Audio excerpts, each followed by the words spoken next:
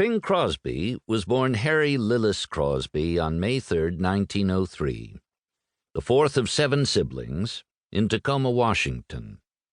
3 years later, the family moved inland to Spokane in a 2-story house across the way from Gonzaga University. His father, Harry Lowe Crosby, a bookkeeper, whose Danish Anglican family had deep roots in America, almost as far back as the Mayflower, was depicted by his son as a hail-fellow-well-met character who liked to sing and strum a mandolin.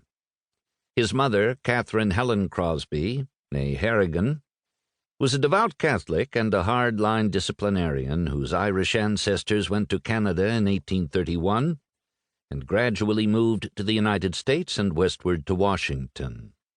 Bing won his nickname in 3rd grade as a dedicated fan of a syndicated feature, the Bingville Bugle, which parodied a hillbilly newspaper in drawings and news flashes.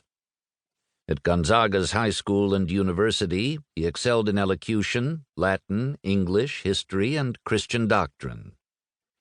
He held a series of before- and after-school jobs, including altar boy and sweeper at a Skid Row flophouse, and he found his passion in sports and entertainment. Crosby dropped out of Gonzaga in his last year of law school when he began earning money as a performer. He had been scouted by a high school kid, Al Rinker, to play drums in his band, the Musicalators. He offered to sing, too. They built a dance hall following, and when the band broke up, Rinker, a pianist, and Crosby found work as a duo. With Al's sister, the jazz singer Mildred Bailey, beginning her career in Los Angeles, they bought a Model T and drove down the coast. With her encouragement, Bing ditched his drums, and the 2 men found work on West Coast vaudeville circuits. Betting on a hunch, the formidable Paul Whiteman hired them to work with his orchestra, bringing them to New York, where they flopped until they found a 3rd partner, songwriter Harry Barris, and called themselves the Rhythm Boys. They were a jazz-age phenomenon, swinging, funny, hard-playing, hard-drinking. Whiteman brought them back to Hollywood to appear in the film King of Jazz. On their own, they triumphed at the Coconut Grove, where Bing met his future wife, starlet Dixie Lee, and the fabled Mack Sennett, who in 1931 featured him in a series of 2-reelers.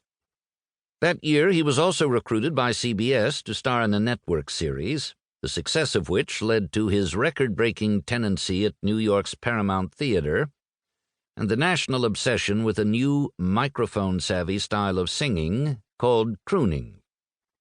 At Dixie's insistence, Crosby stopped drinking. Paramount's 1932 picture The Big Broadcast launched him as a film actor. NBC's Kraft Music Hall reinforced his eminence on the air. A handshake agreement with Jack Kapp led to the formation of Decca Records and Crosby's unrivaled career as a recording artist. He became the voice of the Depression and the recovery. At the start of a new decade, he and Dixie had 4 sons and a majestic home. He had a new movie partner in the recently imported Broadway comedian Bob Hope. Crosby was rich, powerful, beloved. His life was exemplary. All the fan magazines said so.